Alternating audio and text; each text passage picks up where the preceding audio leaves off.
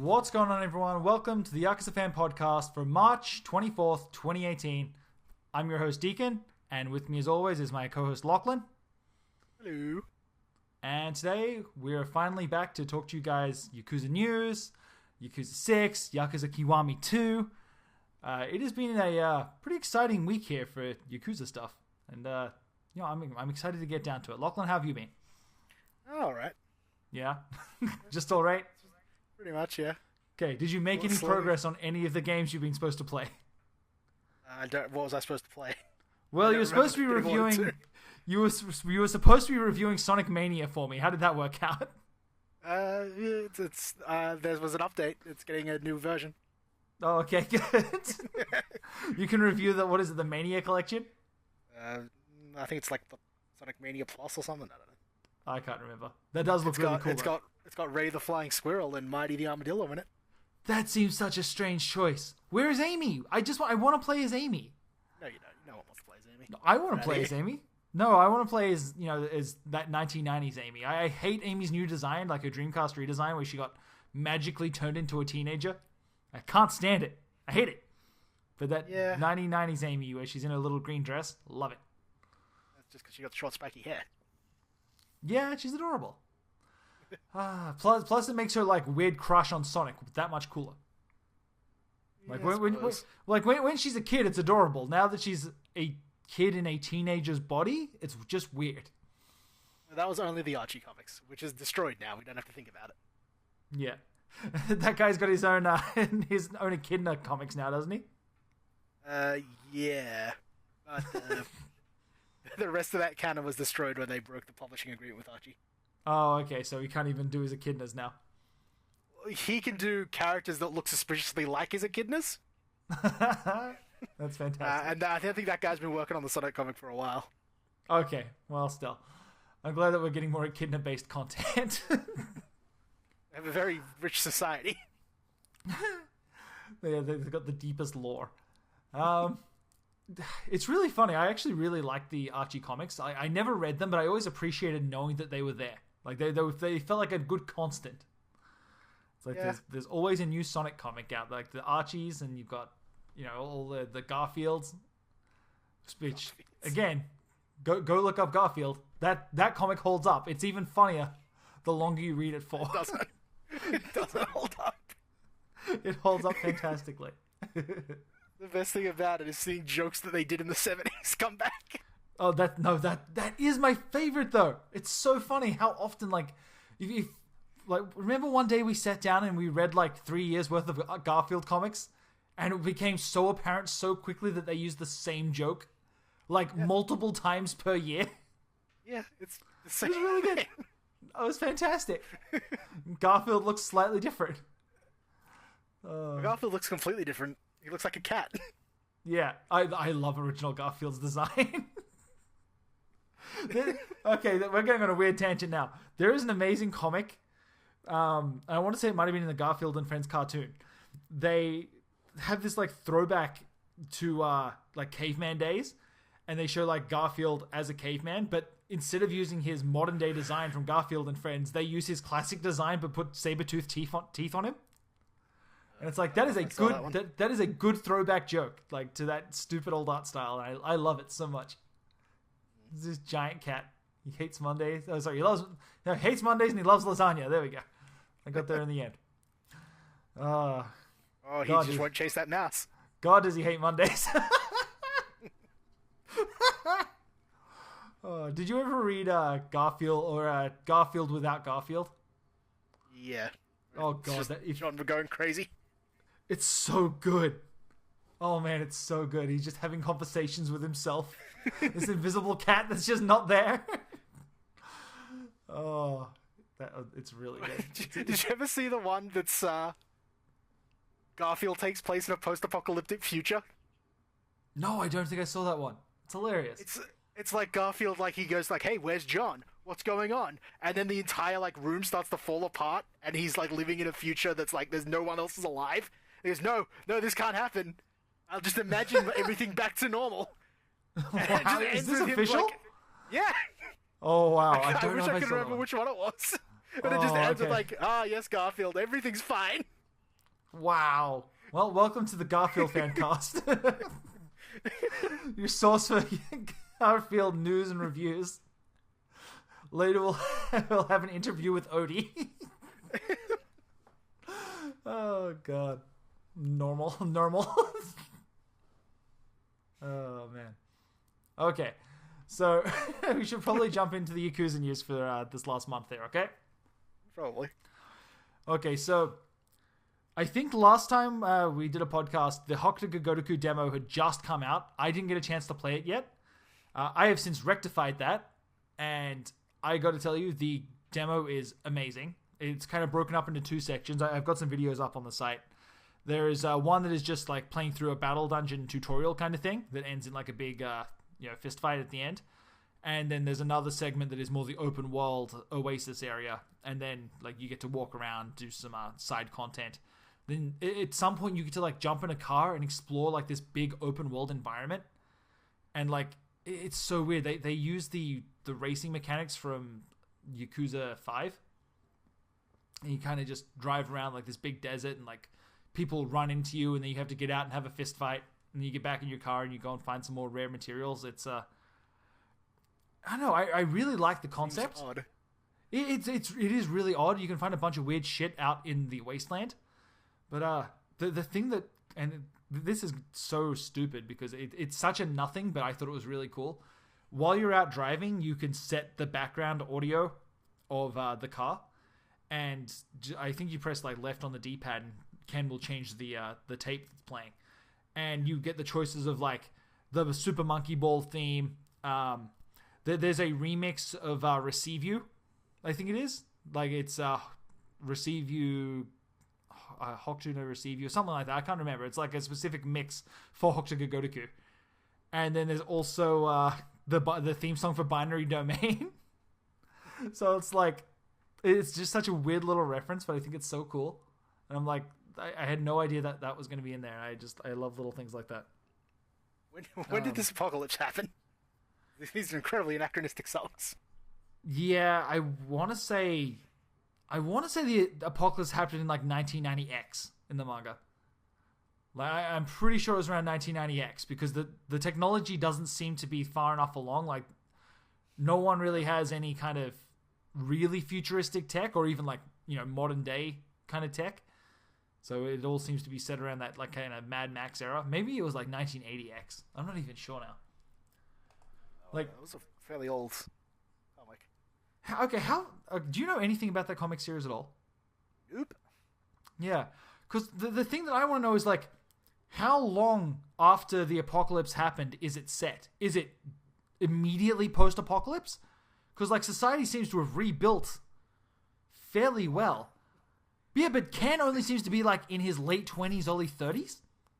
Maybe he's got that martial artist anti-aging thing going on. Oh, he might. Like there might be some kind of weird pressure point thing he does to stop his body aging.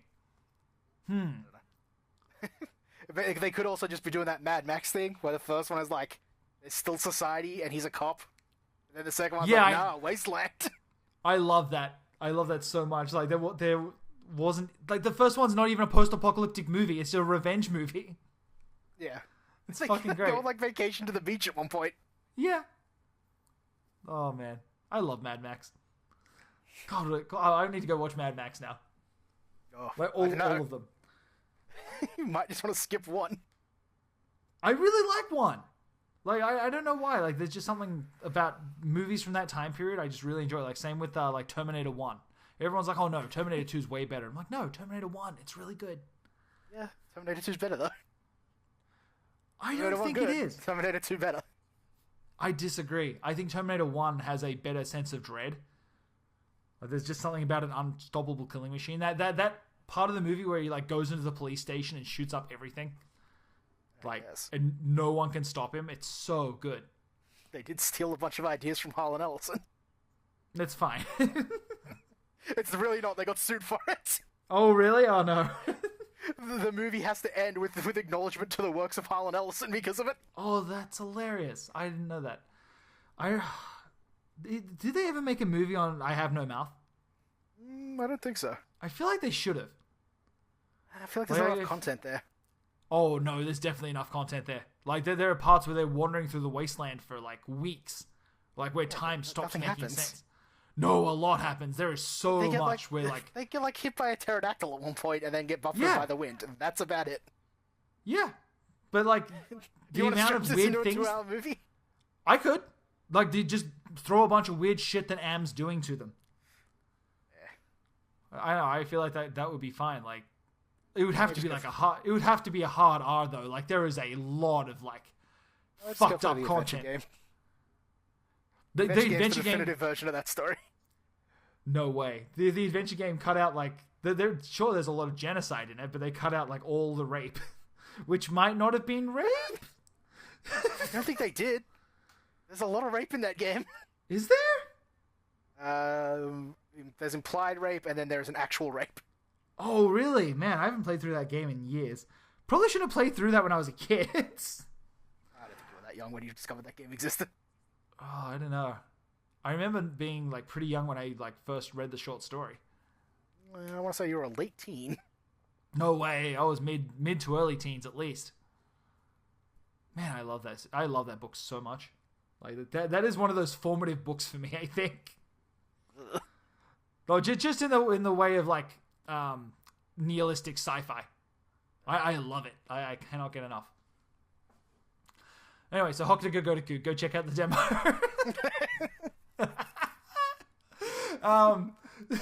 not just a post-apocalyptic theme. Yeah, so not just the demo, but the actual full game of Hokuto Gotoku is out. It is very Japanese heavy, so it's a struggle to play through without some understanding, especially because it's really easy to play through Yakuza games just because it's very much the same thing every time, so you can kind of just muddle your way through. This one has like a few point.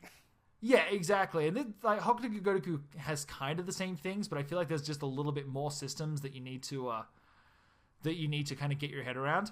I will say if you're looking to import, go check out Dojima's Dragon Girl on WordPress, or check out Salty Yen's playthrough on YouTube. They're both going through, playing it, putting up translations. Salty Yen is really good because he plays like hour-long chunks and live translates it while he plays. So, excellent YouTuber. Highly recommend Salty Yen. Shouts out. But yeah, Hokuto Gotoku. It's a fun game. I sincerely hope we get that one in the West. I think it will. I don't know. Do you think Hokuto Gotoku has that much street cred that it could outsell Yakuza 0? Outsell? Probably not. Like Yakuza 0 blew up. Yeah, and it's like it's based on an 80s manga that I don't know if it's that popular anymore. Yeah, but I feel like every anime fan has some kind of weird nostalgia for Fist of the North Star. Plus that gif of Ken searching through the hay and finding that guy. I can't remember whose face it was. I can't remember either, but I feel like everyone had maybe. And there was also the two Fist of the North Star games, the Musou games. I want to say the first one sold actually really decently. Yeah, I think the first one did, and then everyone. But then it went out on it or something. I think it was the reviews came out for the second one, and everyone was like, "Oh no," but yeah.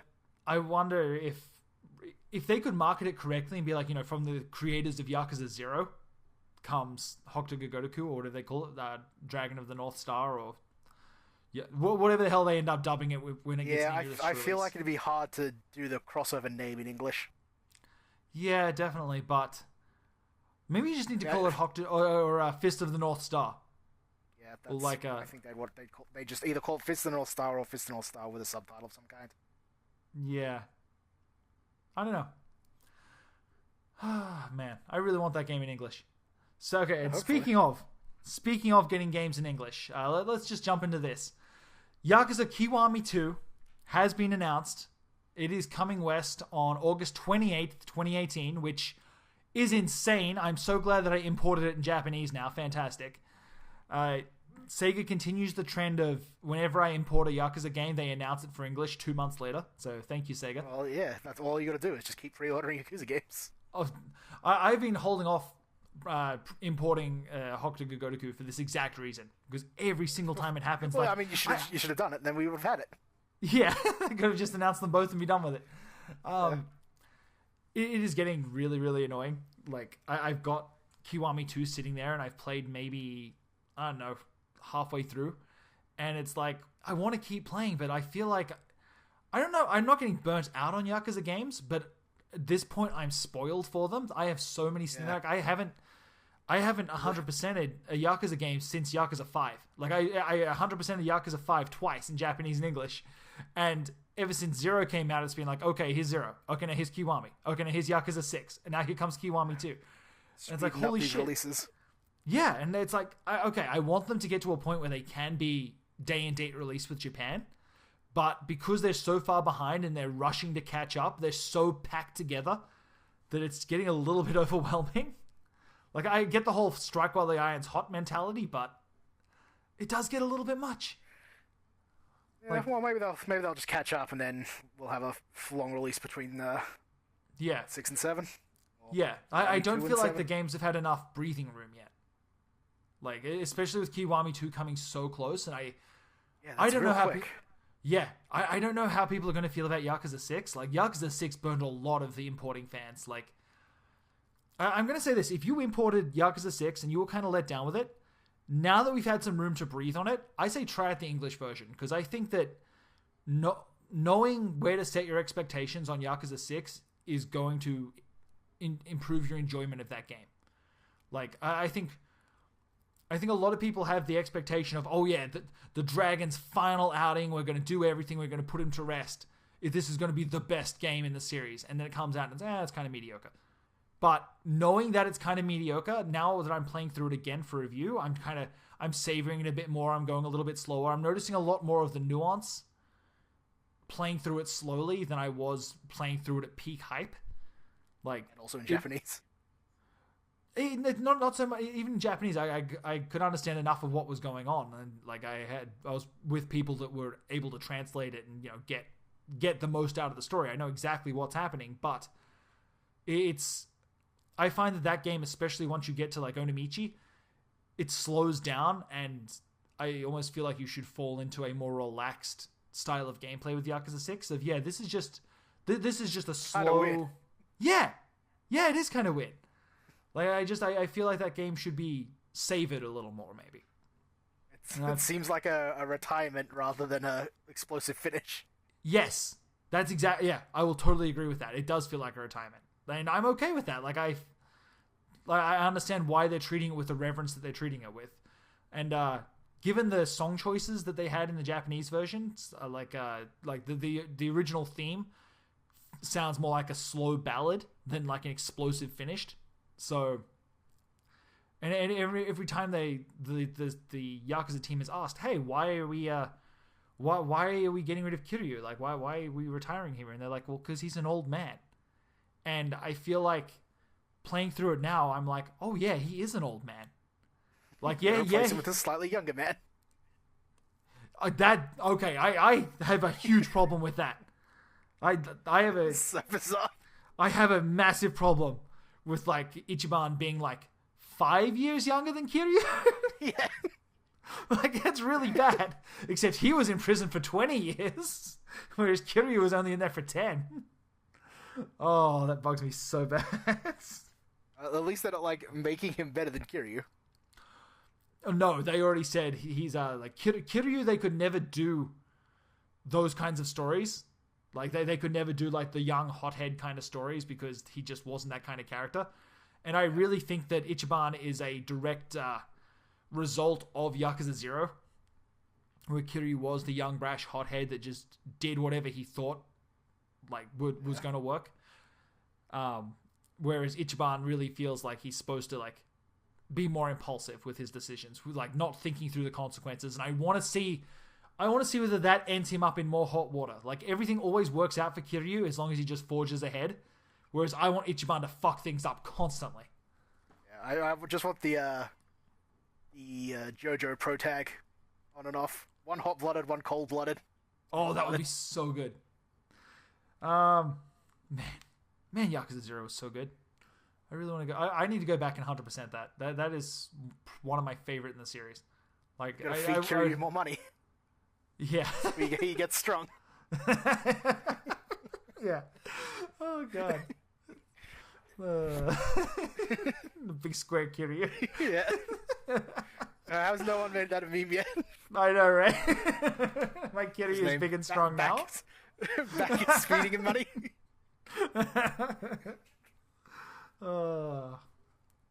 Man, Yakuza 0 is a good game. You need to play it. Did you even start Yakuza 0 yet?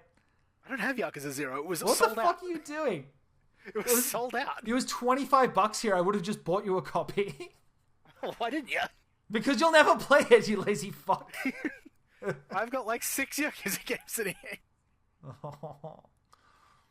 Get off your ass, play some Yakuza games. You're besmirching the name of this podcast. I like you. You're such a fair weather fan. I bought a Kiryu Figma. It's fine. Yeah. Yeah. Did you get the Majima one? No. Then get the fuck out of here. Okay. I went to Japan and I bought Kurohei 1 and 2. It's Kuryo? Kurohei. It's Kuryu. It's not. I'm looking at it right now. It's Kuroho. Kuroho? Oh, whatever it is. I'm pretty sure it's Kuryu. Hyo. Kurohyo. Kurohyo? Yep. Which is like Black Panther, if I recall. Well, Kuro is black. I'm assuming Hyo is Panther. Sure, let's go with that. That is a really good game. And the mini-series was actually really good too. I really appreciated the Kuryo mini-series. What mini-series? Was it an anime? No, they had a tie-in manga series, and they also had a J-drama. They got 2 seasons of a J-drama. Yeah. It was really good. Like it was very much a Yakuza like. I'll go watch this J-drama. It's really good. I highly recommend it. I think there's only like shitty Chinese subs out for it, like machine subs. But I managed to muddle my way through the story, and I really enjoyed it, even though they fucked up the main character's name constantly. But it was okay. I got the gist of it. And the best part about it, as per usual, Nagoshi was one of the main villains. It's so good. Whenever someone pulls a gun, when someone pulls a gun and then the camera pans up and it's fucking Nagoshi, I love it so much. Why is he the main villain? He's always the villain. He was the main villain in the official movie as well, like in the Like a Dragon movie. Why? I think it's because he looks like a villain. When can I make a Monkey Ball movie with him as the villain? That would be amazing. Like I could see a Monkey Ball anime. I'm surprised there's not more crossover between Monkey Ball and Samba de Amigo. Like really, I feel like those art styles are like almost interchangeable. Yeah, they're both monkeys. Yeah, I know, but they're all that. Yeah, but they're all that super deformed style. They're like a 3 Caballeros. That's exactly what I was thinking. Yes, Samba. That's exactly what I want. Now we just need one more from South America. Samba shows up, doesn't say anything. He's got that creepy smile and just shakes his maracas.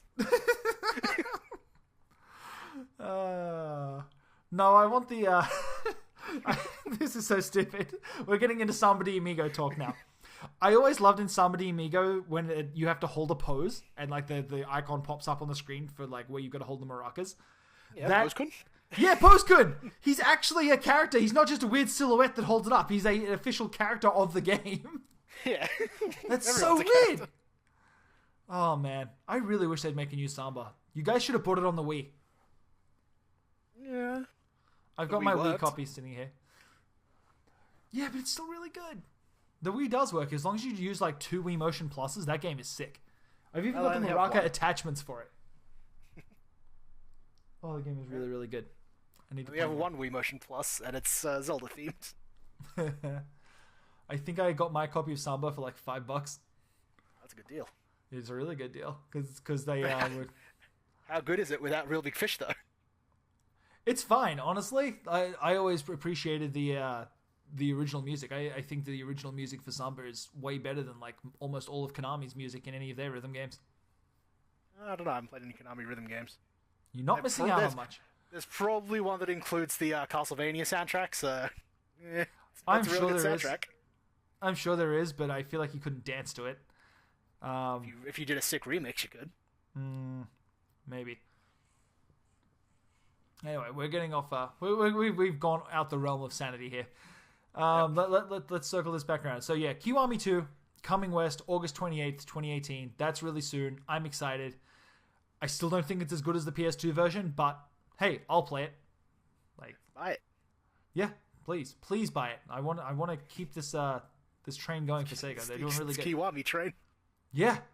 Oh, dude, I don't know how I'd feel about Kiwami 3 though. Like, would you do a Kiwami 3? Depends. Do I get all the cut content back?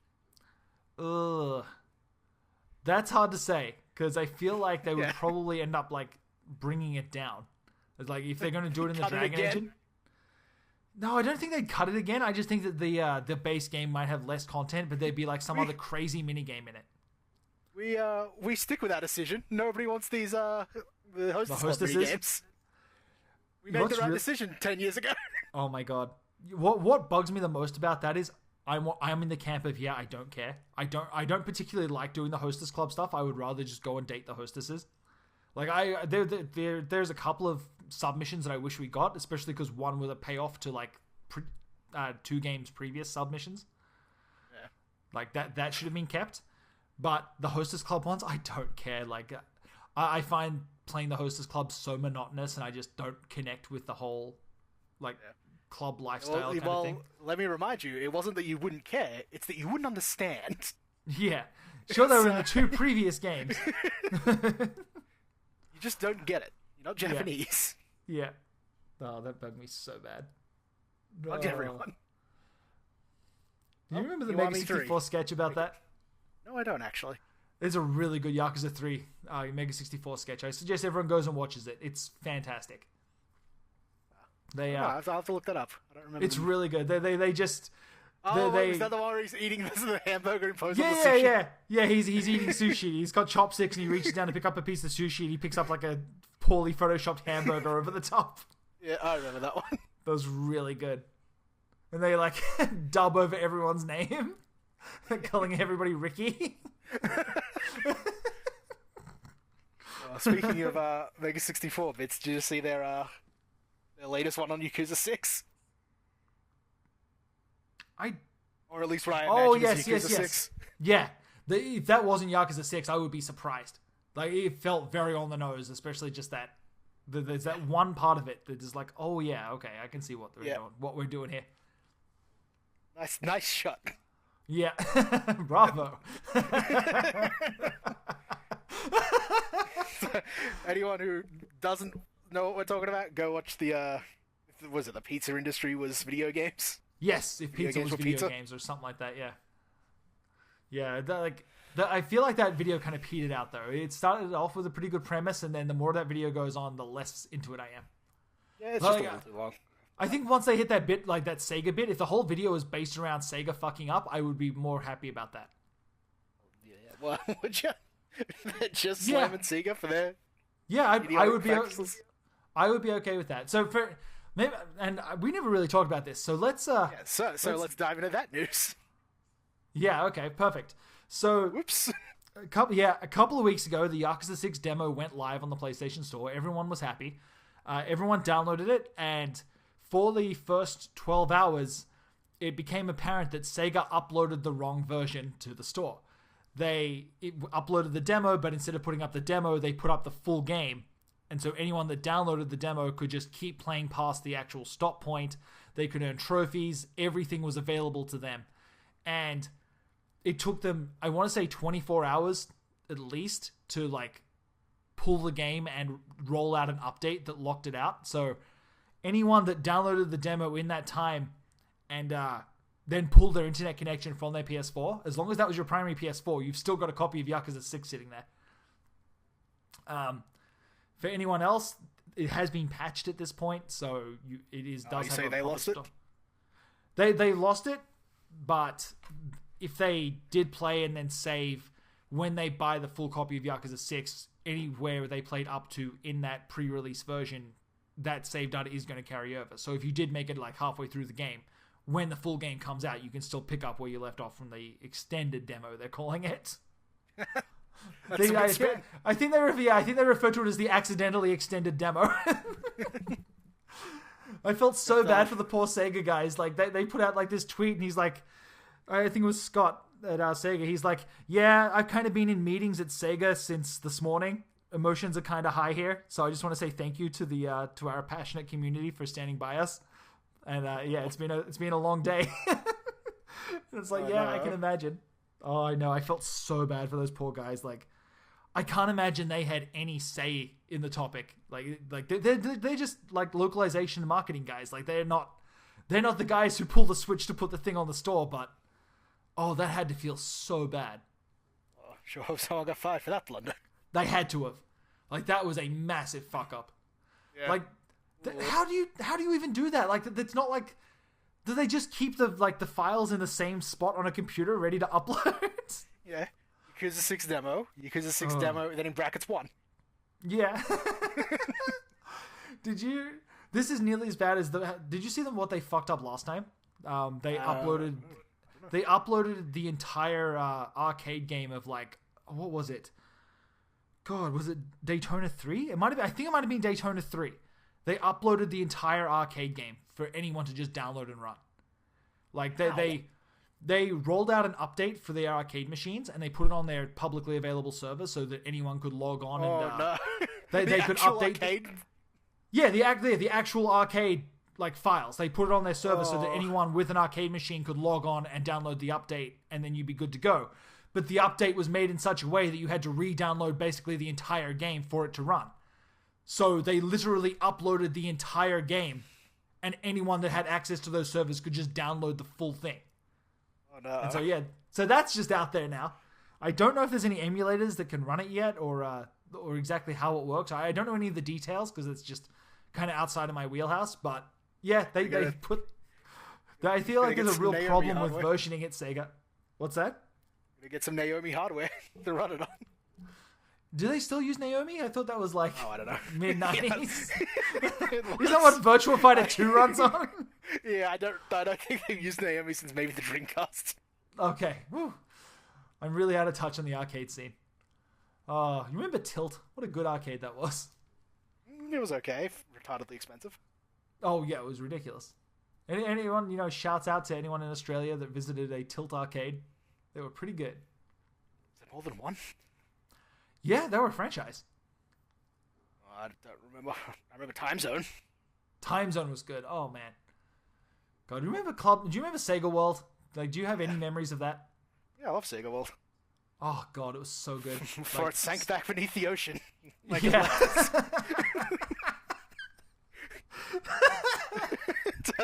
You can only visit it once every 50 years. Oh, is that true? Or do they just tear it down? No, I think they just converted it into like some kind of mall or something. Okay, if there's any other Australians listening, let us know if you ever went to Sega World and how cool it was.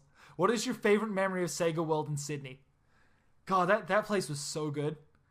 Yeah. Now I have to go to like Dubai to go to Sega World. You can go to a Club Sega. It's like half Sega World. Yeah, but I want to go for like Sega World was so good because they had all the weird arcade shit, like all the weird like virtual reality and like 4D Sega experiences. Yeah, whereas a bunch of Sonics running around. Yeah, it was great. Like it was really, really good. Oh, and somehow Amy. I want to say Sally was there too. Sorry, that's what I meant. Sally. Yeah, Sally was there too, but not Antoine for some reason. Okay, in the credits. In the credits of Sonic 2, isn't there an Archie character in the credits? Am I crazy? I think you might be crazy on this one. Oh, okay. Hold on a second. Why would there be an Archie character in the credits of Sonic 2? Why are they crediting characters? No. Not like in the credits, like in the ending sequence. Oh, you might just be thinking of the walrus that Roto's based on. Oh, maybe I am. Hold on. I'm bringing it up now. Uh-oh. Which ending, regular or supersonic? Hold on, I accidentally fast forwarded it. Hold on, I'm going there now. Sonic 2 credits. Perfect. Here we go. Let's take a look. It gets retconned by Sonic 3 anyway. I'm gonna feel real dumb because that looks almost like Tails in the credits. Tails is flying a plane. No, that's Tails. It is literally Tails, and then there's a walrus and a chicken standing next to him. It might just be that fox. What's the follow? Which one's... No, it's literally Tails. He gets into a plane. Oh, okay. Yeah. Man, it has been probably 20 years since I've seen the ending to Sonic 2. All I remember is him flying up with Sonic on the wing, and then Sonic jumps off and becomes Super Sonic. Yeah, and then there's all the flickies behind him, right? Yeah, maybe. Yeah. Here we go. Where's Cucky in that? Cucky? Yeah. Cucky's there. I can't believe that they named the chicken Cucky. Sega's biggest blunder. I want to get a hat with that chicken on the top and just says Cucky underneath. Yeah, where's all the Cucky merchandise? Then the Sega logo, yeah. This feels like we're talking about something from The Simpsons. Uncle Ant, Disgruntled Goat, Ku Klux Klan. Oh, man. That's so good. See, Sonic's extra friends haven't always been terrible. Yeah. Oh, man, that one's really bad, though. Why were they in Sonic Forces? Yeah. So we just got copy and pasted regular guys. Yeah. Oh, man, that is too good. That is so funny. Man, Sonic Forces, you could have been so good. I don't know how they screwed it up again. I don't understand. Like, how that had to be so fucking embarrassing coming out with, like, Sonic Mania, that getting, like, 9s and 10s, and then Sonic Forces coming out and getting, like, 4s and 3s. Like, how must have that team felt to put that out and be like, oh, yeah, we suck? I don't get it. I don't know. I'm sure they're just blinded in the bowels of Sega at this point. Do you think that they're that out of touch that they don't understand how bad their games are? I mean, Sonic Team's like the worst team Sega has. So. Yeah, that's how I feel. Like, how can the Yakuza team be so good and Sonic Team be so shitty? Whereas Sonic is such a bigger franchise. Like, Sonic does, like... Sonic does crazy numbers. Like, even Sonic Forces did really good. Maybe that's why. Because they're just like, we can put out anything. Yeah, but like... I feel like you can't even really blame it on, like, time constraints. Because the Yakuza team's getting things out in a year. Yeah, exactly. Like, that is insane to me. I don't get it. It's well, they have to reinvent the engine every time. I guess. We can't just use this engine that worked. We're going to retool it. So that Sonic doesn't retain momentum anymore. I don't understand why they don't give that franchise to someone else. Like, just say, fuck it, here, you take this, take care of Sonic for us. Like, I remember they got, was it BioWare to do a 3DS RPG? Oh, yeah, Dark Brotherhood. Was it? No, that wasn't Dark Brotherhood. That wasn't a Wii. Oh, no, it's Dark Brotherhood. No, you're thinking of Black Sonic Knight and the Sacred Rings and Black Knight. Yeah, Black Knight, that's the one. Sonic and the Black Knight. That's crazy. Where for some reason he's King Arthur. Don't question it. King Arthur was a hedgehog the whole time. I want more revisionist history where Sonic was all the big characters throughout history. Well, yeah, he was Alibaba in Sonic and the Sacred Rings. Yeah. There was supposed to be a whole that was Amy. Series. Amy's the Lady of the Lake in Black Knight. Oh my god. I could just imagine her with a squeaky voice being the Lady of the Lake. Here you go, Sonic! She throws the sword, he hits him, rings go everywhere. Oh god. Yeah, there was supposed to be a whole series called like the Storybook series. That's where Black Knight and Sacred Rings came from. It was just Sonic in weird storybook scenarios. What was the there was one for, I want to say, the Wii U that was like Mario Galaxy-esque. What was that? Lost World? Was it Lost World? I believe so, yeah. Yeah, let me has a Legend of Zelda level for some reason. Yeah, Lost World. See, Sonic and the Lost World, like that is a game that came out, like it came and went, and I don't know anything about it. Was it good? From what I remember, it was okay, but it was another one of those ones where like the previous games, like, yeah, we're building a system here. Sonic's getting slightly better and better, and then Lost World was like, nah, now it's Mario Galaxy, kinda. Yeah. Someone's got a full gameplay through. Villains. Someone's got a full gameplay through of Sonic Lost World. It is 2 hours and 40 minutes long. Ugh. From beginning to credits. But it looks really good. I kind of want to go play that's this how now. Sonic game tricks you. No, this looks One really of those good. villains is back for Forces. I'm looking at this right now, and there's like, you remember that opening level of Psychonauts, where Raz is on like the brain and it like keeps shifting and shit keeps popping out, and then like the whole world turns. Yeah. Yeah, there's a level like there's a boss like that I'm watching right now. Well, I don't know. This actually looks really play decent. at your own peril. I feel like you're just If I getting find tricked a by Sonic Team. If I find a copy of Sonic Lost World and I find myself a Wii U, I'm gonna play this. Is it only on Wii U? I don't know. I don't know. I think it might have been. No. Oh That's wow, some kind of deal this with, looks like the Nintendo. shittiest version of Galaxy. that was a quick turnaround. Oh no! Like just the art style looks so boring. Like you know how Galaxy is so lush and vibrant and beautiful. This looks like just trash, but it looks like fun trash. So. Oh god. Sonic and the Lost World is on Steam. My day is saved. I'm gonna add that to my wish list right now. That's crazy. Is it on anything else? I don't know. You're the one looking at it. Wii U, 3DS, and Steam. Holy shit! I didn't know this got a PC release. Okay, I might buy that later. We'll see. I feel like every Sonic game's getting PC releases. I wish I got a PS4 release.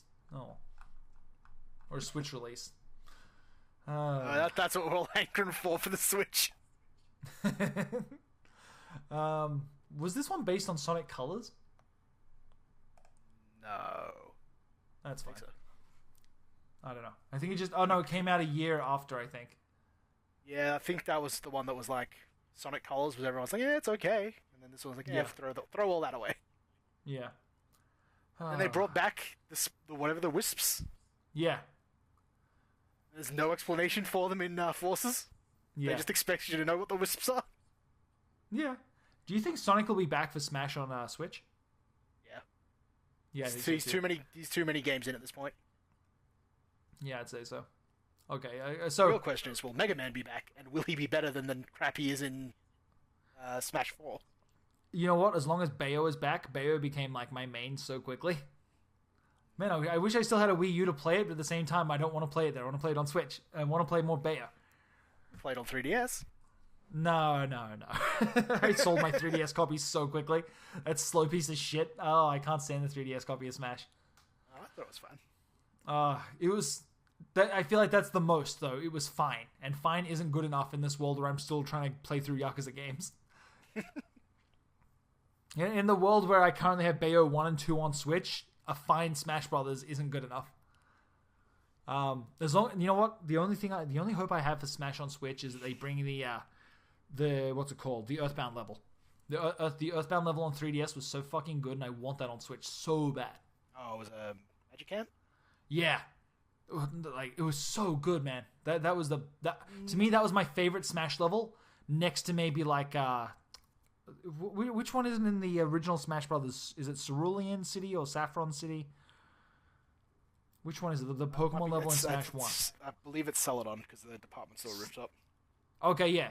Whichever it is. I think you might be right. I think it might be Celadon. Like, the Celadon City in Smash 1 is my favorite level out of every single Smash game. Like, because it's just so weird, and I like it when the store doors open, and then, like, sometimes a Chansey will pop out, sometimes it's a Porygon. Yeah. I think that was so good. My problem with Magicant was the bird person that just walks back and forth and is like crazy damaging. I was That's okay what I with didn't that. like about it. That's kind of what the Birdmen were there for, so I'm okay with that. They were just throwaway characters. It's like, you need a bit of a buff to get through this area. Here's a bird person. Oh, what a good game! Everyone, go play Mother, like the original Mother. I think it's almost as good as Earthbound. It's Earthbound Origins now, isn't it? You have an official title because it actually got released right. on the It's Wii got U. an actual release. Okay, yeah, go play Earthbound Origins. That is a Maybe really we'll good get game. Mother 3 if enough people buy it. Nah, that's bullshit. That was so confusing. I need. Why did you release Mother 1? Yeah, why not Mother 3? It's. I feel like It's really weird because everyone played Earthbound and didn't realize that Mother existed. But there's so much like lore in Mother that if you want to know exactly who you're fighting in Earthbound, it makes so much more sense. Like the entire villain's setup is explained in Mother, and you get kind of you get a kind of a pseudo story of who he is and why he's doing what he's doing, but it's never really explained why you have to like beat in the way that you do. But if you play Mother, it all makes sense. It's also like thematically appropriate. It's like, here's why it's called Mother. Enjoy. Yeah. And then Earthbound's like, don't worry about it. Earthbound. Yeah. That is an evil alien. Play some music to him. Yeah. Okay. So I'm going to steer this ship back to its course here because we only have four more topics to get through. So for anyone who's waiting for Yakuza 6 to come out, again, it's been delayed till April 17th. Right now, the Asia version didn't get a delay, and the Asian version is in full English. It comes with the art book. It is roughly the same price, minus shipping and whatever your import taxes are, if there is any in your country. If you're really hankering to play Yakuza 6 right now, buy it through our affiliate link. It's at the bottom through PlayAsia. That way we get a bit of a kickback, and then I'm going to use that kickback to play Hokuto Gogotoku, and then they're going to announce it for English, so everyone wins. Yeah, and the best part about the Asia version is the save is cross-region compatible, so if you've played the demo, all of the stuff, all of the items and money you've accumulated in the demo will carry over to the Asian version of the game.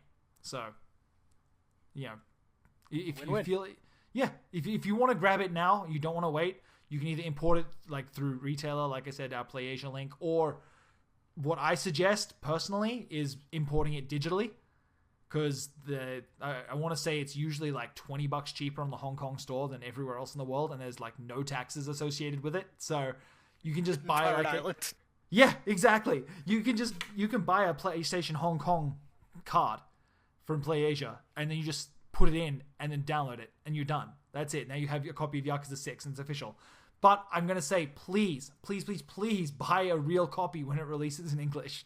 It's real. It's just in Asian English. No. But that's the problem. I don't want them to think that their big market is Hong Kong. Like, the whole point of getting it in your territory is to show the interest in the game in your territory. So, while yes, go and buy it now, it is possible to do. I would much prefer it if you can wait and get it in your territory. Or double dip like I did. You're saying this is the reason why they keep pandering to the Chinese? I don't know how much more they're pandering to the Chinese at this point, especially after the big kerfuffle with Yakuza 6 and its international release, where they really went out of their way to paint the Chinese as like really bad guys. Like, Yakuza 6's whole big plot is the Chinese are moving into Kamurocho and taking over.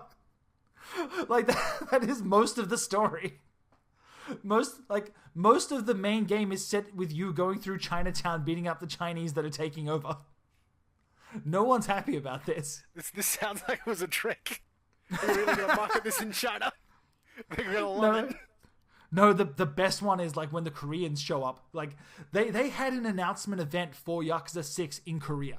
Like, they went there and they're like, yeah, finally, Yakuza 6 is coming day and date to Korean territories, localized entirely for you guys. And then, I want to say the day before it came out, mysteriously Yakuza 6 was delayed? And I don't know whether it actually ended up getting its official release. Because as soon as the Korean mafia shows up, they're even worse than the Chinese. Better take those guys down. Like, the Chinese are moving in and taking over Kamurocho. The Koreans show up and just fuck everyone over. And it's like, you went to these places and marketed this game and then made all of their, you made everyone a villain. Like, you literally made the plot of your video game only the Japanese are right. Oh. I'm sure someone will issue an apology for this. I don't think... Not apology. I don't... Yeah, did you hear about, it was at one of the Yakuza Live events, maybe for a Hokuto Gogotoku event, where someone said something like, they had like everyone up on stage, and one of like the main voice actors was like, "Oh, it's great to see so many people up on stage, even if some of them are Korean." And everyone just gave him this look of like, "Ah." And then like later that day, he had to issue an apology. He's like, no, that's not what I meant. And like, just because relations have been so tense lately, it's good to see everyone collaborating. Not that they're bad. Didn't one of them end and say with like, please don't bomb us?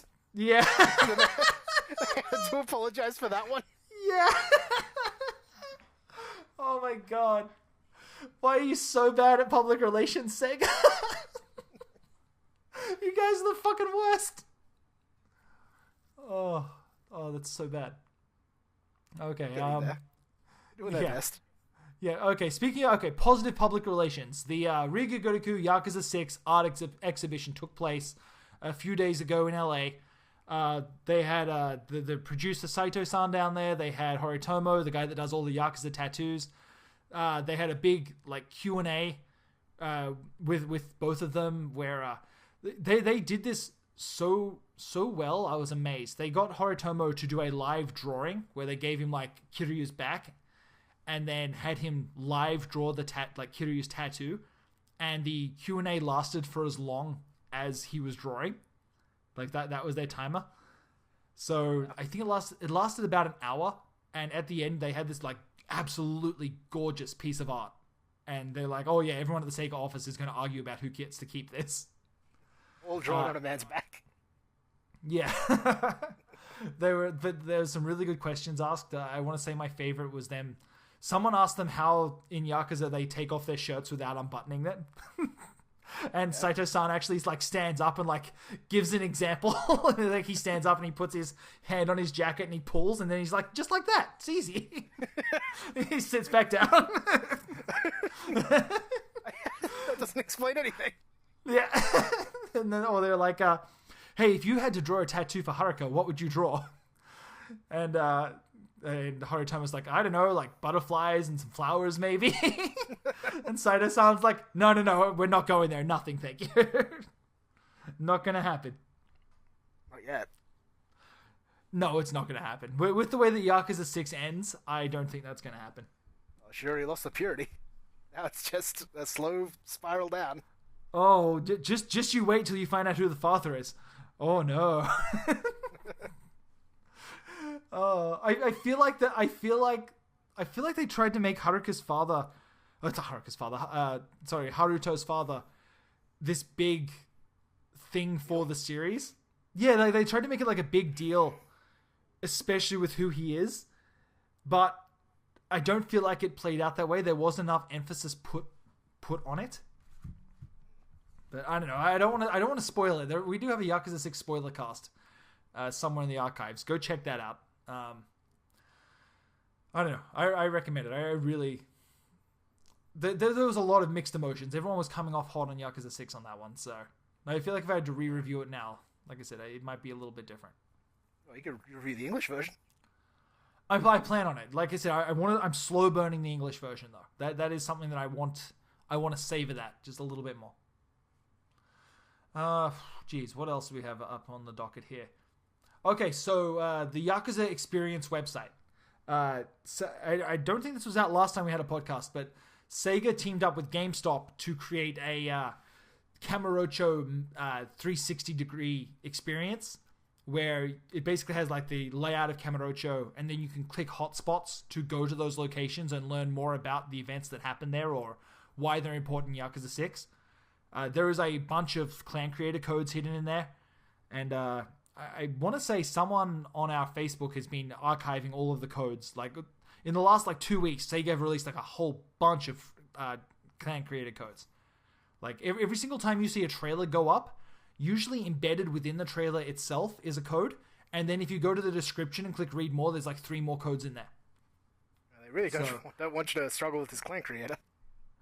I think the difference is in Japan they gave out the trading cards. So if you wanted the cool clan creator shit, you could just go buy a pack of trading cards and you would almost every time get like an S-rank card.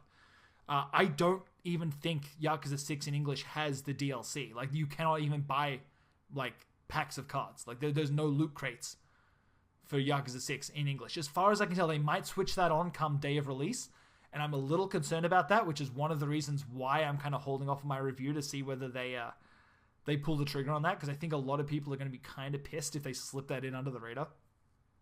Yeah, that'd be pretty weird. Dude, I would be so pissed off about it. Like, what's really dumb is the trading cards in Japan were reusable.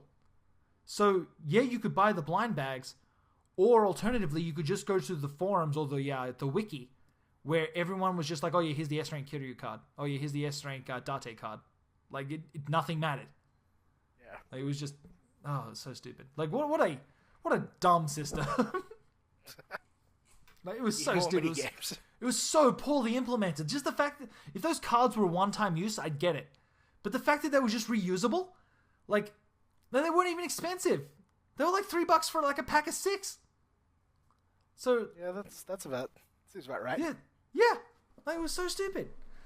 The one thing that I really wish that they would have brought out the J-drama. Like, Yakuza 6 in Japan had like a 3-episode mini-series that was like 3 like young Yakuza kids from Onomichi come to Kamurocho and get like messed up in the Tojo clan's affairs. And it is really good. Like, it's really solid. I haven't seen it in English yet.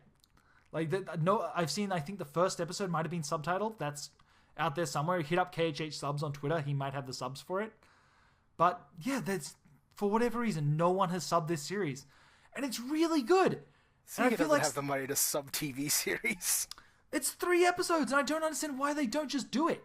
Like, I'll be honest, and this is kind of shitty for me to say. I would rather not have the fan art book. I would rather have another DVD that has these 3 episodes on it. Yeah, that makes more sense. Right? How much better would that be? Like, I get it. You wanted to celebrate the fans, but at the same time, like, I'm not getting... for me, personally, I'm not getting anything more out of this book that I would be just going onto someone's Tumblr. And that probably sounds really shitty for me to say, but if I had the choice between an official J-drama series of Yakuza 6 or someone's fan art, I'm going to choose the J-drama. Yeah, I don't know why they have the money for a J-drama and then accidentally put out the entire game as a demo. Yeah. Oh, Sega, you're all over the place. They're really bad. Sega, I want to say, is the company that I like hate to love. Like, they are my favorite publisher, they're my favorite developer, but they're so bad at their job. Like, every single time they do anything, it's like, oh yeah, now I know why you don't do hardware. This makes sense. Now we're only going to focus on Alien and Sonic. I want to say, wasn't that just their European branch? No, I think the European... Oh, what happened to the European branch? It was something to do with Atlas Total getting War. shut down. I thought they just do Total War now. Oh, that's one of their core franchises. That's crazy to me. Like, when I think Sega, I don't think Total War and strategy games. But it's like, it's huge. Yeah. I think they're still doing Warhammer Total War. I think that just came out recently. That's crazy. Did you sign up? Okay, we're kind of done with the... Oh, okay, wait. There's one more piece of news. We've got a new mouse. Okay, one more piece of news. We partnered up with the YakuzaForums.com. So if you guys are looking to have discussions with other Yakuza fans, we overhauled our Discord last month, so we kind of merged the communities on that one. I know there's been a lot of breathing room and a lot of getting used to new members and the crossover. I know I'm not in there as much as I should be, but I hope you guys are kind of getting along. I know there's a lot more shit posts now, which I'm more of a fan of of more formal discussions. So forums, Facebook, stuff like that is where I kind of prefer to be. So if you're looking to talk with other Yakuza fans, somewhere that has a little bit more moderation, head up YakuzaForums.com. There's a link on the website. I'll throw a link in the description of this podcast if I remember. Go check it out. And that's it for the Yakuza news. We actually made it through, Lachlan. Yeah. So I'm having so many breaks. Yeah. This Yakuza news is just piling up. Yeah. Okay, so I am going to also say, coming up on the website, probably in a couple of days, I'm going to try and get this up for Monday morning, like bright and early.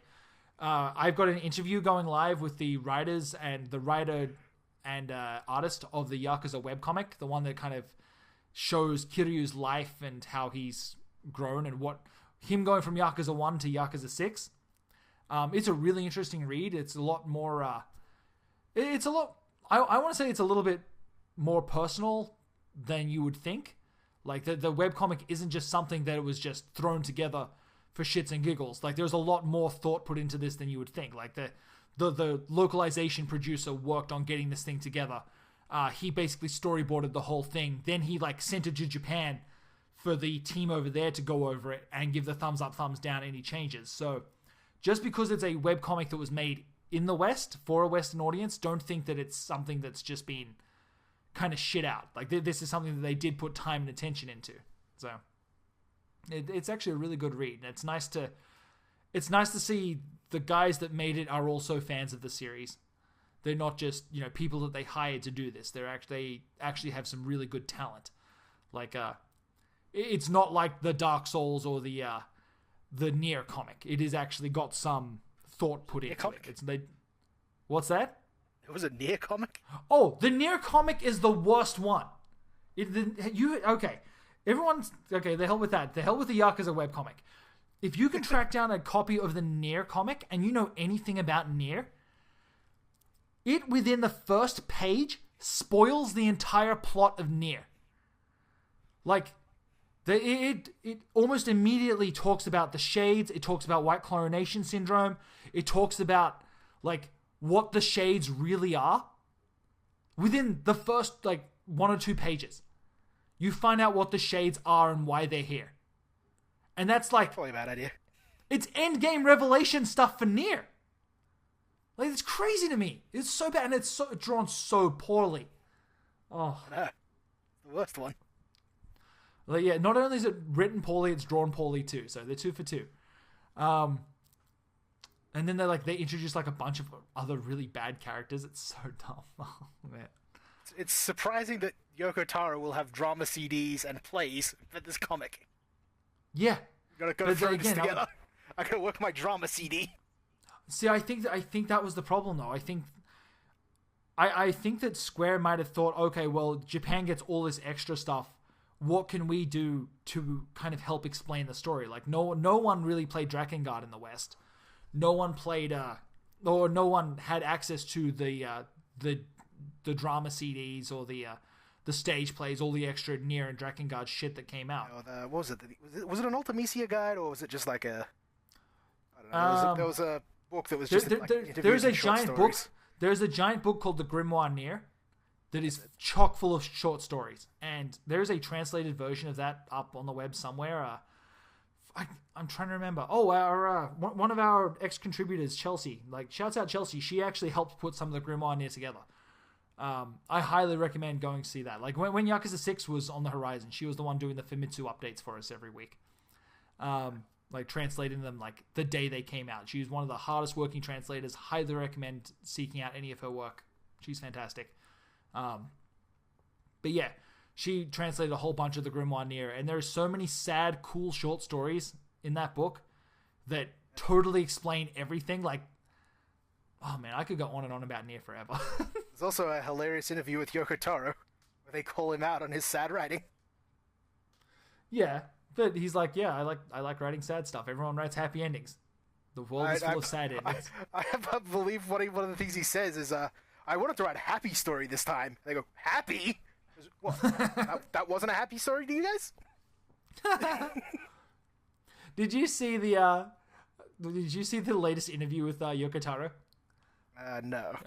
Or the latest video? He's like, so far this year, Nier Automata has received many awards. However, almost all of the awards have been for what's-his-name's music, and not for the writing. Please stop giving him awards. I saw a screenshot of that where he's lying on the ground with his shoe off. Yeah. He's like fallen into a depression because he never wins an award. Oh, I love Yoko Taro so much. He's my favorite producer, writer, director, whatever he is. Man. I love him so much. Okay. I think that basically wraps everything up. Interview with the writers. Check it out Monday. Yep. It's really good. It's just a little text interview. It's only like a couple of pages long, but it's got some good in-depth stuff. And anytime we get to kind of see behind the curtain, it's worth checking out. There is also a wrap-up video of the Yakuza 6 art show that should be up on the website. Go check that out. Everyone was super hyped to be there. There's a lot of really cool art. I wish I had her name on hand. During the live stream, they had all of the artists that had a piece in the gallery show up and just talk about what the series meant to them. And there was halfway through, there was this one girl who she stood up there with her art, and halfway through she started crying, saying how Yakuza like saved her life and came at like the perfect time when she really needed something like that, and Yakuza 0 helped her through her problems. And I teared up because that girl really got to me. I thought it was just so sweet and such a cool thing to be part of that community, like from someone to be that into it. I don't know. That kind of stuff gets to me every single time, no matter what. I don't know. I'm just a pushover. I would be a devil man. Still haven't seen Devilman, so you've got to. Okay, everyone, go watch Devilman. That series is really good. It has the weirdest collection of low budget to just blow out your ass high budget animation I've ever seen. Like there are parts in that show where the characters don't move while they're talking. Like there's an interview with a guy on TV and they don't even animate him. And when he leaves the screen, he literally slides off frame. It's so bad. They had to save their money for these action scenes. Dude, there is a part where they did, and it's like one of the big things about the show is like everything looks so plain and so cheap and everything looks so boring. And then when the devils start showing up and like he takes like a drug for the first time and the animation turns fluid and like everything flows together and like people start morphing into devils, and it's just it looks so high budget and so cool, and all the devil designs are insane. Like I would say the Devilman is the tamest demon design in the entire show. Oh man, what a good show. It's only like 12 episodes. If you're looking for a really good, really sad, nihilistic anime, Devilman is where it's at. You want to feel real bad, go read/watch Devilman. Yep, Devilman may be the most hopeless thing I've ever seen. It is up there with like Berserk levels of, oh no, the world is fucked. Like it is the most everything's gone from bad to worst I've seen since, I don't know. And you got to catch up on Berserk because ooh. I want to say I'm up to the chapter where they're going inside Casca's dreams. So I'm actually pretty close to being caught up. You got to catch up because it's getting better. Getting better or getting worse? Well, at the moment, we're at the most tipping point it's ever been. Oh no. I'm so scared. Don't fuck this up. This has been like 20 years of my life. It could either go real good or real bad. Has it been 20 years? Okay, let's take another tangent here. 99 I need to from No, I need to Berserk. find. No, because I was into Berserk before that. I was into Berserk when the first anime came out. I don't know if you were. I was. No, I feel like you found out about it through that Dreamcast game. No, because no. I had a passing interest in it, and that's why I got the Dreamcast game. Because it looked cool on a shelf. No.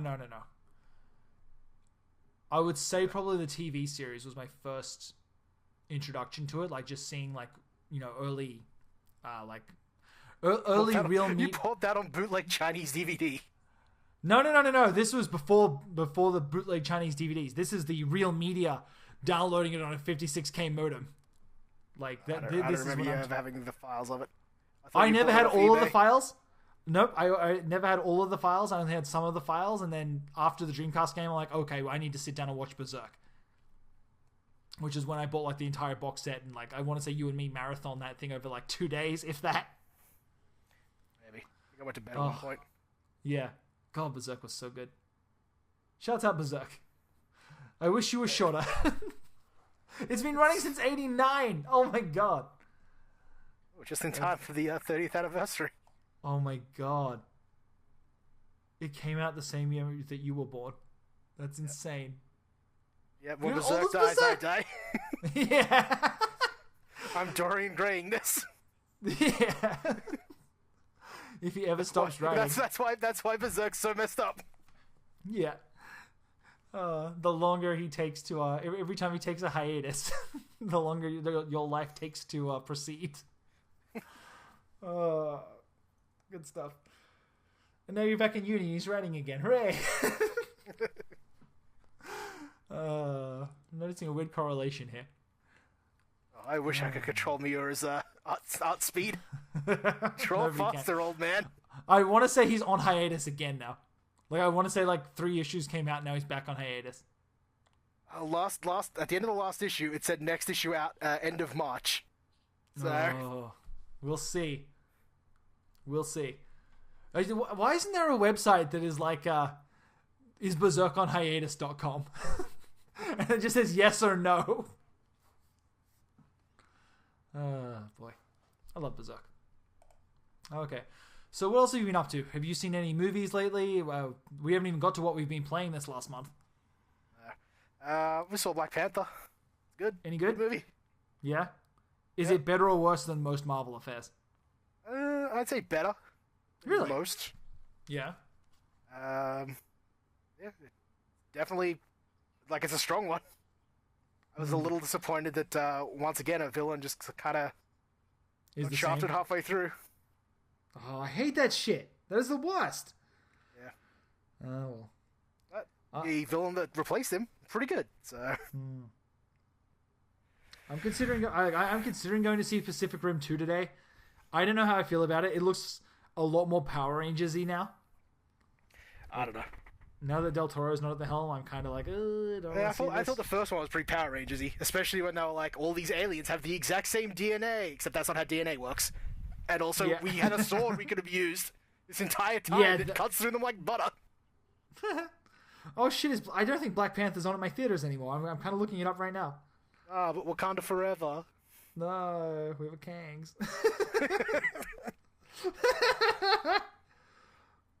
There's one on. I could do a double feature. I could go see Black Panther. I could go see whatchamacallit here. Pacific Rim. Pacific Rim's on at 11, and then Black Panther is on at 1. I could go see him back to back. I might go do that today. That might be my day plan now. As long as I'm out of there by 3, I should be good. Oh, dude, okay. I need to think about this. 2 hour, 20-minute runtime. This is where we are now, you guys. Yeah. 1 hour, 50 you could do this off the show. Yeah, you know what? This could work. Okay, here's my new day plan, you guys. Pacific Rim followed by Black Panther. What time is Tomb Raider playing? 4:35, triple feature day for me. Movie Actually, marathon. No. You know what? If I was going to do it, I would probably go see Sherlock Gnomes. What the fuck is that? Get out of here. I think it's exactly what it sounds like. Space Jam is playing today at 11 o'clock. Oh, I can see Space Jam. It's the Black Protagonist hour. Yeah. Pacific Rim, Black Panther, and Space Jam. Oh, the old Black Power hour.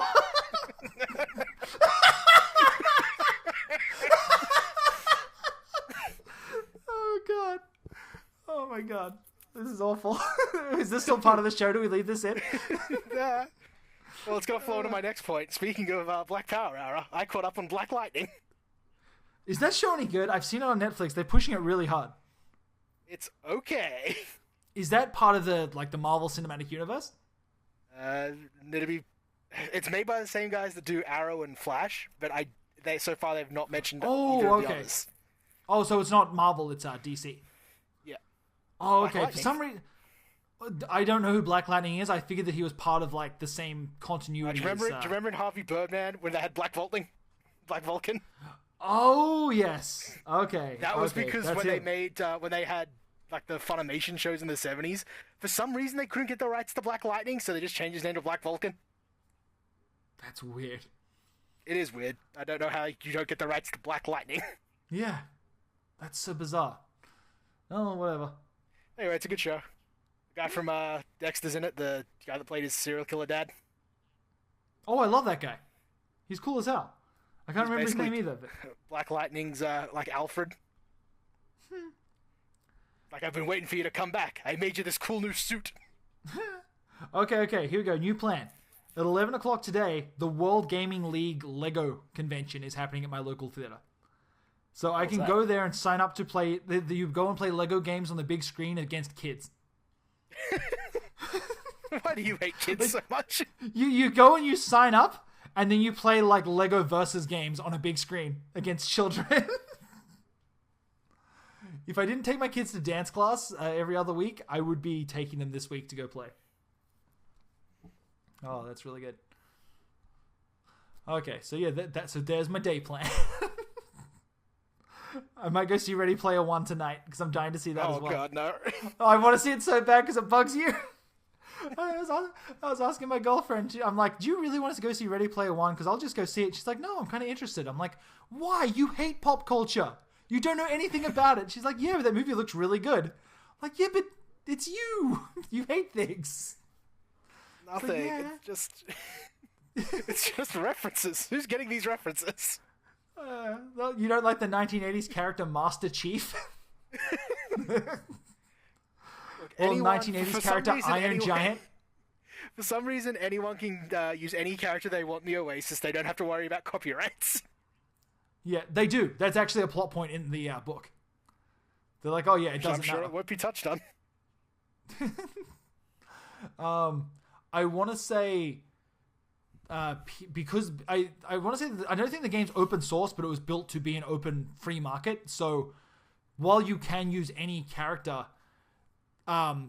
companies are able to sell their own skins. So usually, like the ones that are sold by the official stores in the Oasis are of higher quality and are can be recognized as official. Man, that book is okay.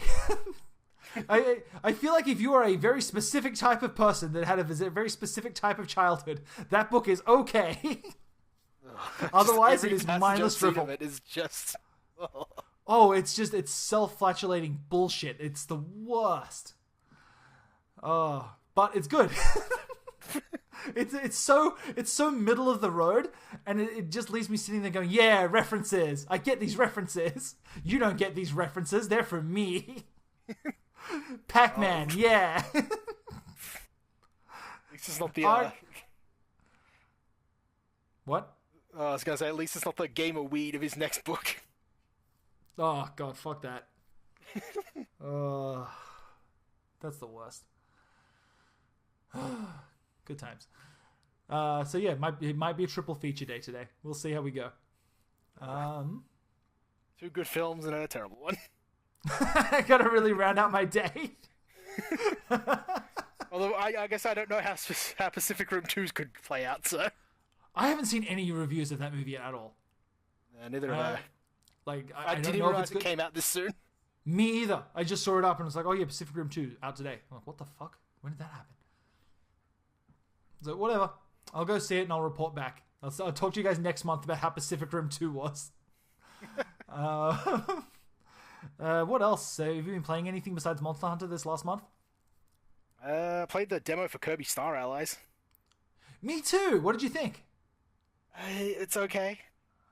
I feel like there's too much shit happening on screen at once. I fucking hate it. That was my one criticism.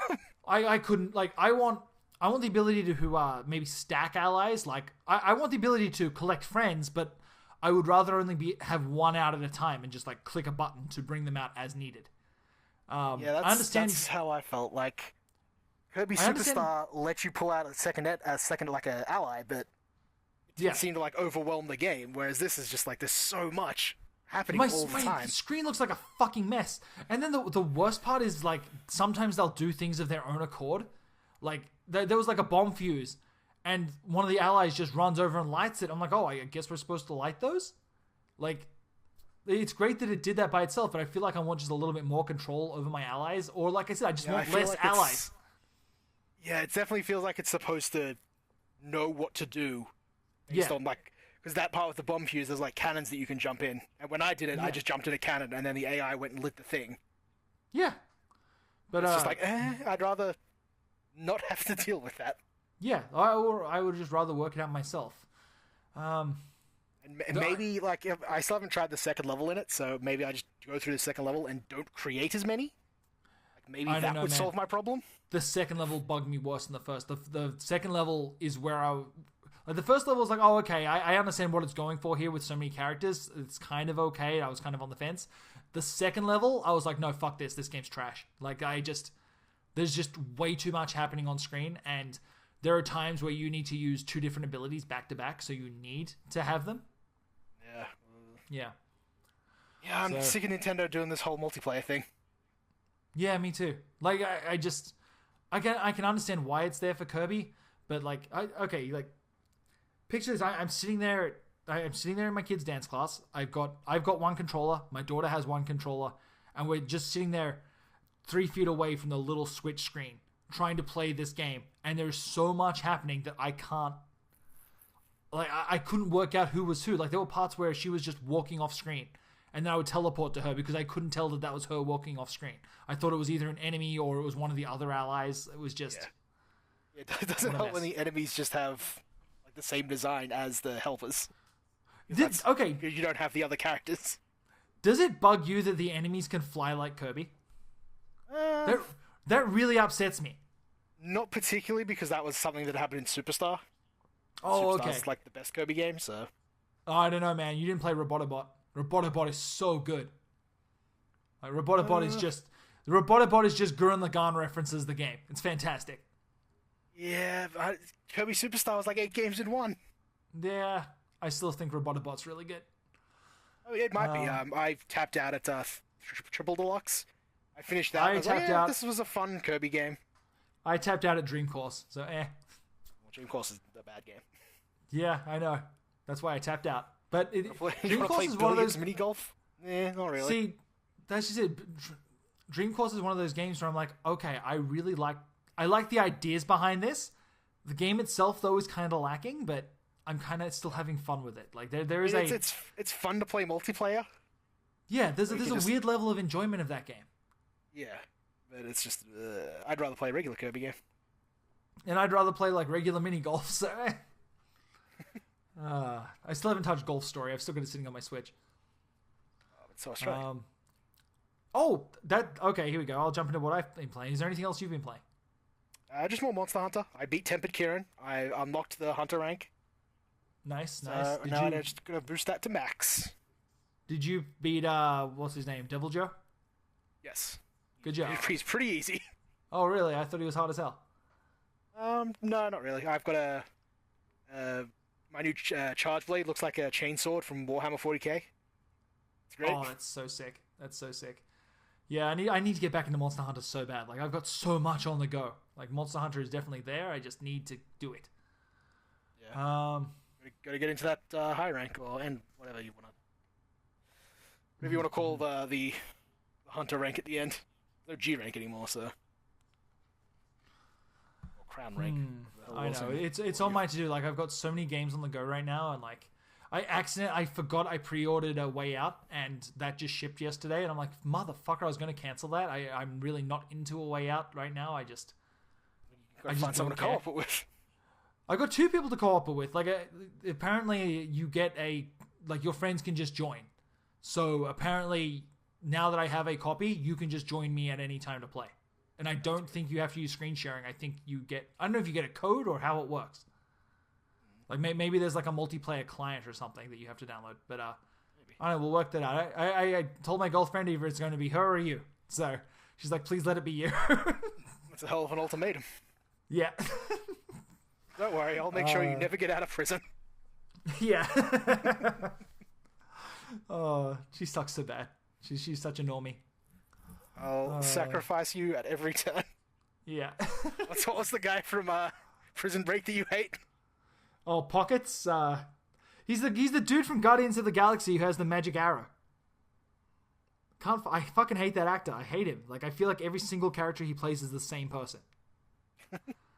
Like, I can't stand him. Like, oh. But I'll be him. I'll keep you in prison. Yeah. you role play the game as a child predator. I was wrongfully accused. What are you in for? Fucking children. Kids. Oh, this is bad. Oh, I gotta get out to my wife and son. I gotta get out to your son too. Oh, wait.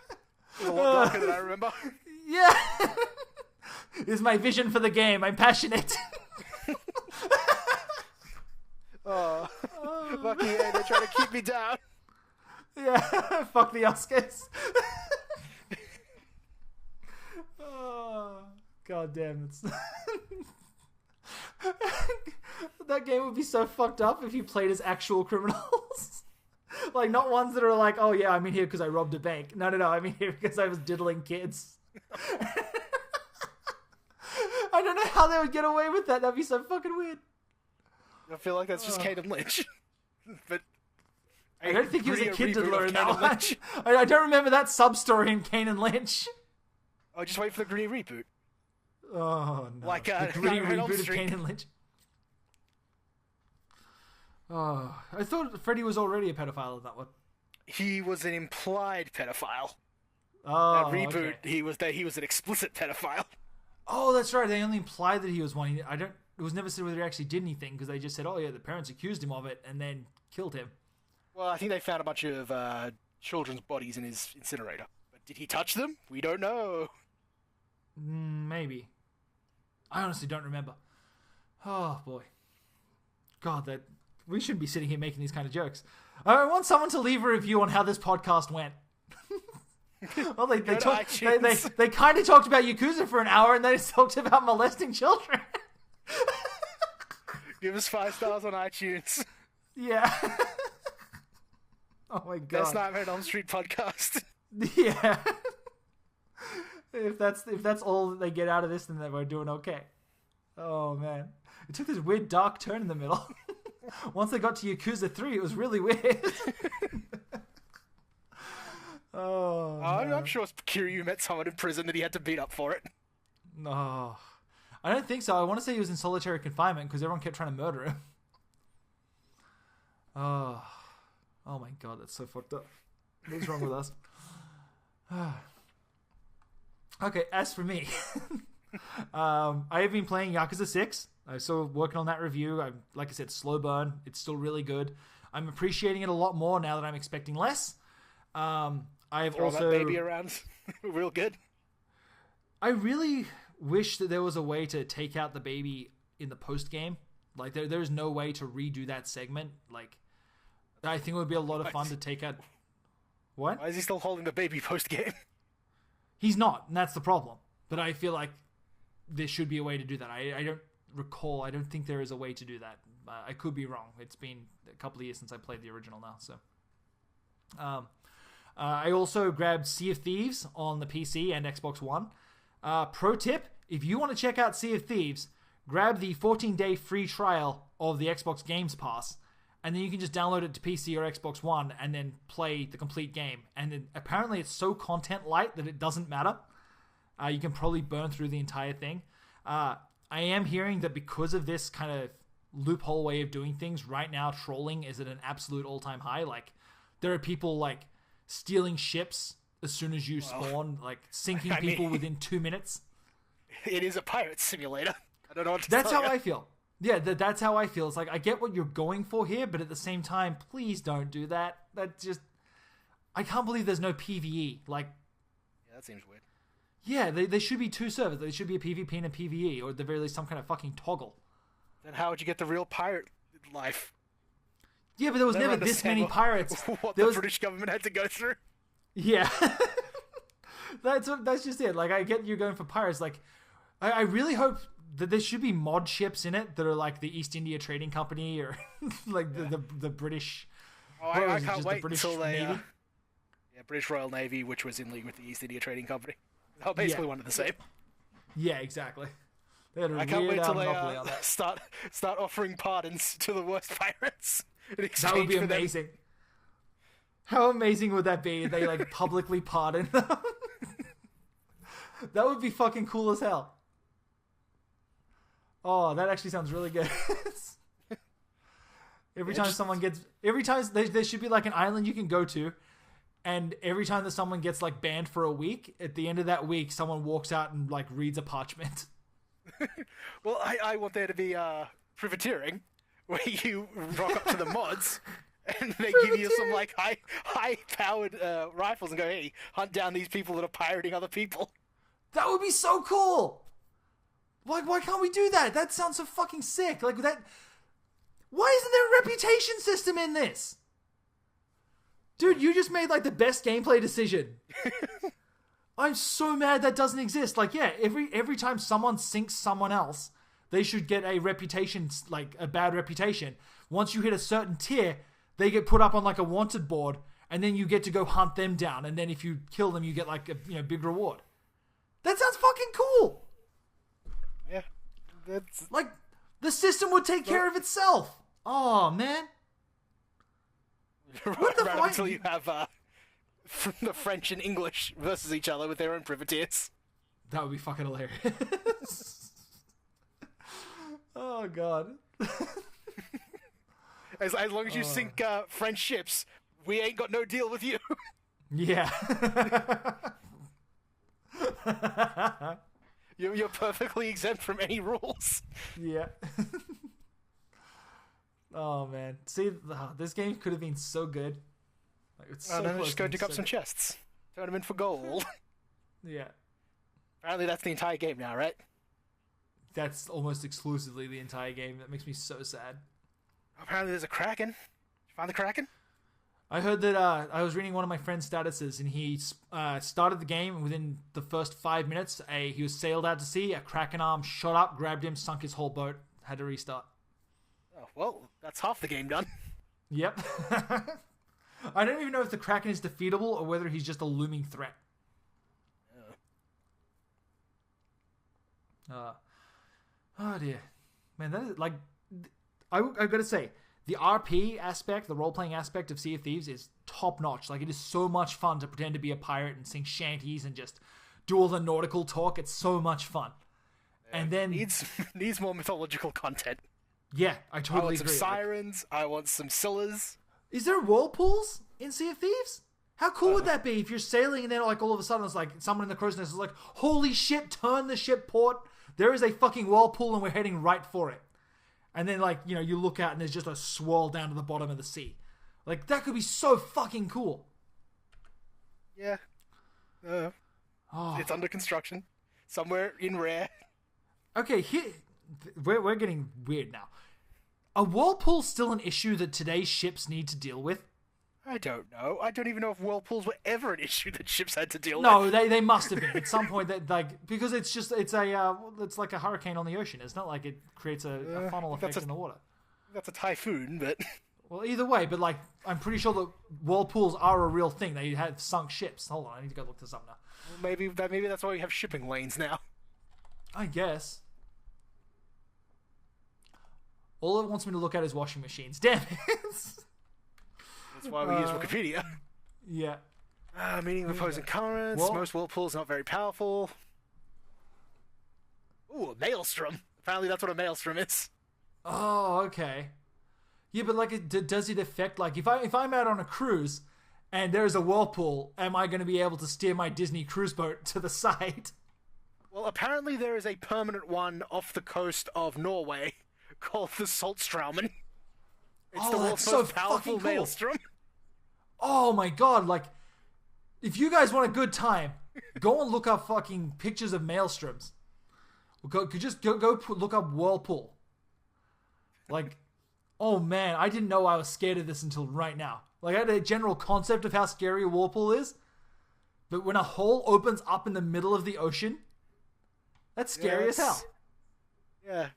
Apparently you can only sail through the strait at a small time of day. Oh my god. Yeah, that's interesting. What's that? Just, a permanent whirlpool. Whirlpool knowledge? Yeah. If you can recognize which way a whirlpool is spinning, you can ride the side of it and use its current to slingshot you right on by. If you fight the whirlpool's current, you'll get sucked into its maw. Oh my god.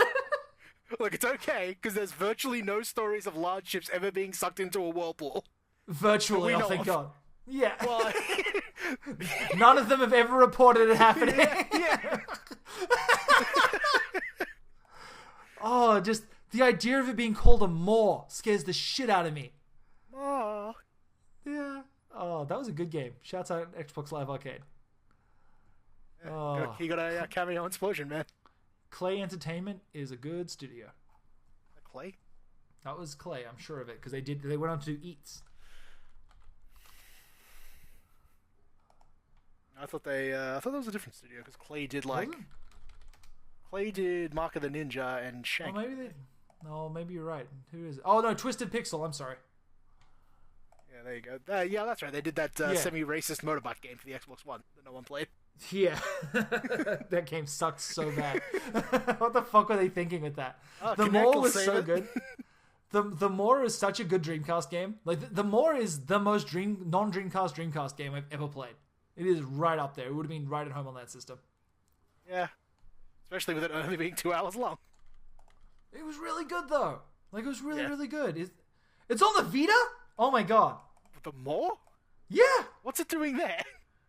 I don't know. Hold on. We're taking a brief detour now to head to the PlayStation Store and see how much the Maw is on Vita.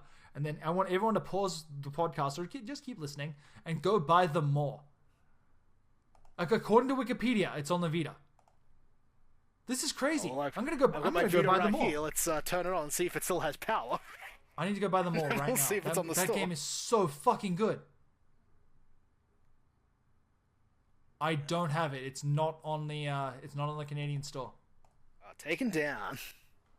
Oh no! It supposedly came out in October 2009 on the Vita. That's what it says here. So is it gone? I don't know. It doesn't say. No, maybe it never existed. I'm not finding any results for it. They might be thinking of the Little Nightmares expansion, the Maw. Oh, maybe. Maybe someone fucked up Wikipedia. Maybe. This Vita wants me to update its system software, so let's turn that off. I guess we'll never know. According to this, it's on Windows as well, but I'm not finding it listed anywhere. Let me check Steam. Here it is on Steam. Here we go. $10. If you guys want a good Dreamcast, if you want a good Dreamcast-esque action platformer with like a weird cast of cool characters, go check out the Maw. That is a really good game. I'm really bummed out that it's not on Vita. I was seriously just about to go buy it. Man, we've covered a broad range of topics today. One more thing about whirlpools. Apparently, that's what Charybdis was rationalized as. What was? Charybdis. For all my Greek history or classical literature. Yeah. Charybdis. It was a thing that was a monster that attacked Odysseus. Oh, okay. Cool. Oh, that's really neat. Wow, I'm learning all sorts of things today. You come to the Yakuza Fan Podcast, you learn a thing or two about whirlpools. Oh, God. Okay. Besides Sea of Thieves, I've also been playing Part-Time UFO, which is a game on I want to say the iPhone, and I don't know if it's on Android, but it just came out on iPhone. It's like $6. It is by the creators of Box Boy and, to a lesser extent, I guess, Kirby, HAL Labs. That is a really cute little game. You play as a little tiny UFO who wants to get a part-time job on Earth, and so he gets jobs like lifting things up and building them. So it plays like a UFO catcher game where you fly your little UFO around, you put your claw down, and you pick shit up, and then like we're dovetailing nicely from Kirby and Yakuza into part-time UFO. Yeah, the UFO looks exactly like UFO Kirby, so it's adorable. The first level is like a farmer's truck has crashed and all of his oranges spilt everywhere. So you have to go and pick up the boxes of oranges and stack them back on his truck. And then like the next level, it's like, oh, you're in Greece now and they need help building a, what's it called? Like a Greek temple kind of thing. And so you have to like pick up the long flat pillars and then build them. Or put them in the construction zone. There's like extra challenges if like, okay, well, you did it in this amount of time, so you get an extra coin. Oh, you physically built the temple as well. You get an extra coin. You picked up this little man and you put him inside, and then you built the temple around him. You get an extra coin for that as well. So Like they're cheaping out on paying this UFO's construction fees. no, they're like bonuses. You like every single Single construction coins. job. The coin. Well, I'm not sure. I think the coins are used to buy like special items, if I recall. Oh no, they're used to unlock the next levels. Like you get coins to unlock like the next few levels. You get the UFO himself gets an actual paycheck, and it's usually like 2,000 yen per job, or depending on the complexity of the job. And then you get bonuses if you do the challenges as well. So like, and then you take those and you go and buy like a bunch of like adorable little costumes for this UFO. And some of the costumes can give you like extra buffs, so you get like a really strong claw, so you can pick shit up and it doesn't drop out, stuff like that. One of them UFO Kirby. There might be. I haven't unlocked them all yet. I wonder who owns the copyright to Kirby. I want to say Nintendo, but they get HAL Labs to work on it. And HAL Hal Labs invented Kirby, so Yeah, but I think I want to say HAL is the first party, or they I think they're like Pokemon Company. You know what I mean? Like where they're the first party and they technically own the rights to Kirby, or Nintendo technically owns the rights to Kirby, but HAL is the inventor of it. maybe. I thought the Pokemon Company had a weird three-way ownership of Pokemon. I don't know. Game Freak, Nintendo, and the Pokemon Company itself. The rights for that are weirdly all over the place. We'll never understand them. I don't understand the Pokemon Company either. No one does. Oh dear. I think that might have been it. As for movies I've seen in the last month, the only one that I've got a chance to sit down and kind of watch was The Greatest Showman. It was okay. Yeah, it was. That's just it. It was all right. I feel like I kind of lost my attention halfway through because I was like, oh, okay, this is the movie, and the songs weren't as good as I wanted them to be, and I felt like what's his name there, Hugh Jackman's Australian accent was a little bit too not too much there, but just too. It was too obvious. Like every time that he spoke, it was like, oh, there's the Australian twinge. I can hear it. I can't. I didn't mind it. I just felt kind of weird. I was a little disappointed after looking up P.T. Barnum. I was like, oh, this is way more interesting. Oh, why? Was he a monster? Surprisingly, no. He was pretty good. Really? He went to be, like, mayor of some town, like, afterwards. Okay. And then, like, built up the infrastructure of the town. And he was like, yeah, if the town makes money, I make money, everyone's happy. This is a good thing for everyone. And he's like, and that town became New York City. That's awesome. Yeah, that sounds like a whole thing about maybe enslaving a black person. So, swings and roundabouts. Yeah, swings and roundabouts. What kind of weird Cockney rhyming slang is that? he bought I think it was like 100-year-old black woman. I was like, you'll never guess that this 150-year-old woman paid money to see the immortal woman. Oh my god. And then when she died, he was like, she wasn't really that old. Pay money to see her autopsy where I disprove my claim of her being immortal. It's like, oh, the 1800s are awful. Well, what were they doing? Oh, man. You know what? If you've made it this far into this podcast, I commend you. We've gone off the road. This is why I shouldn't be doing them this early in the morning. I had a good night's sleep. I got up at 4 o'clock this morning, 5 o'clock this morning. Oh, man. All this late at night for me. Yeah, we really lost it. You know what? It's not that late for you. It's only 10 o'clock. We started this at like 7 o'clock for me, so we're in a pretty good spot right now where we're not too tired, but it's getting there. Yeah. Great Showman was good. I left out some interesting parts of his life. Yeah. Okay. I think we need to wrap this up, okay? Alright. Okay, so anyone that's still listening, like I said, congratulations, you made it to the end of the podcast. I hope these last couple of hours were entertaining. I don't know how you feel about this anymore. Stay tuned to the channel, stay tuned to the website. You know, we're still plugging away here. We do have some good stuff coming up. It's just, slow going. So everything's just slow. Everything's just in limbo, and that's kind of the biggest issue right now. Everything except Yakuza releases. Got those coming out the wazoo. Yeah, Yakuza releases are coming out hot and fast, but it's almost too much. But at the same time, I'm excited to see everyone get their hands on them. Like, like I said, I really appreciate this strike while the iron's hot mentality. It is good to see them finally catch up, and I'm hoping that once they catch up, if they can like finally release Ishin, or I know they're never going to go back to Kenzan. We might get Kenzan Kiwami. That would be sick as fuck, but I'm not betting on it. I don't see it. I don't think they go back to the spin-offs at all, really. Although I would laugh my head off at a Dead Souls Kiwami. That'd be the funniest one ever. I don't know. I'd be down for a binary domain Kiwami. How cool would that be? Everyone would. They up the ante on everything. They put it all in the Dragon engine. Just give me a New Game Plus for that game, and I'll jump on it right now. Oh, man, binary domain is so good. It's so good. Anyways, thank you guys for listening. And Lachlan, anything you need to plug? No, I'm good. Keep watching that Sonic Mania review. Go follow Lachlan on Twitter. Are you still at Ross Deichenberg? Yep, write that name into the ground. Yep. Follow me on Twitter at YakFan, and I'll keep retweeting your Yakuza stuff.